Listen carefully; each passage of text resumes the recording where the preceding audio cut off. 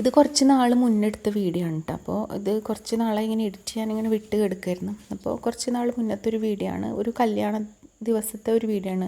കല്യാണമുള്ള ഒരു ദിവസമായിരുന്നു. അപ്പോൾ അന്നത്തെ വീഡിയോ ആണ്. അപ്പോൾ വീഡിയോക്ക് കുറച്ചൊരു ക്ലാരിറ്റി കുറവ് എന്താ വെച്ചാൽ ഈ കറണ്ട് ഉണ്ടായിരുന്നില്ല. അപ്പോൾ കറണ്ട് ഇല്ലാത്തതുകൊണ്ട് ഇൻവെർട്ടർ എല്ലായിടത്തും വർക്ക് ചെയ്യില്ല. അപ്പോൾ അതുകൊണ്ട് അതാണ് കുറച്ചൊരു വെളിച്ചക്കുറവുള്ളത്. ഞാൻ പുട്ടിനൊക്കെ നനച്ച് വെച്ചു. കാരണം കല്യാണമാകുമ്പോൾ പെട്ടെന്ന് ഉണ്ടാക്കാൻ പറ്റുക എന്നുള്ളത് പുട്ടാണല്ലോ. കല്യാണം മാത്രമല്ല, എന്തെങ്കിലുമൊക്കെ തിരക്കുണ്ടാകുമ്പോൾ നമ്മൾ പെട്ടെന്ന് ഉണ്ടാക്കുക പുട്ടാണല്ലോ.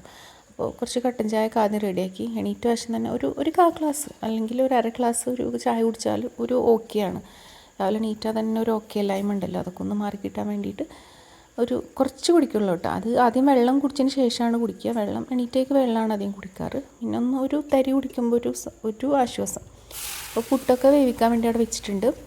പിന്നെ കടലക്കറിയാണ്. കടലക്കറി തലേന്ന് വെള്ളത്തിൽ ഇട്ട് വെച്ചിട്ടുണ്ടായിരുന്നു. അപ്പോൾ കടലക്കറിയും കൂടി റെഡിയാക്കി എടുക്കുകയാണ്. പിന്നെ പുട്ട് വേവിക്കാൻ ബാക്കിയുള്ള പുട്ടൊക്കെ വെച്ചതിന് ശേഷം ഞാനൊന്ന് അടിച്ചു വരാൻ വേണ്ടി പോയി. അപ്പോൾ ഈ ഗ്യാപ്പിൽ അടിച്ചു വരലും കൂടി കഴിക്കാമല്ലോ. അപ്പോൾ ഒരു സമയത്ത് നമുക്കിപ്പോൾ ഈ ജൂലൈ ഓഗസ്റ്റ് സെപ്റ്റംബർ സമയത്തൊക്കെയാണ് ഇപ്പോൾ കൂടുതലായിട്ട് കല്യാണങ്ങൾ നടക്കുന്നത്. അധികം ജൂലൈ ഓഗസ്റ്റാണ്. കാരണം ഗൾഫുകാരെ ഒരു വെക്കേഷൻ അനുസരിച്ചാണ് ഇപ്പോൾ അധികം കല്യാണം നടക്കുന്നത്.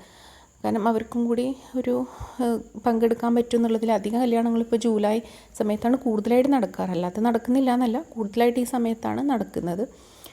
പിന്നെ ബെഡ്ഷീറ്റൊക്കെ ഒന്ന് ശരിയാക്കിയിട്ട് ബാക്കിയുള്ള ഭാഗം കൂടി അടിച്ചു വരുന്നുണ്ട്.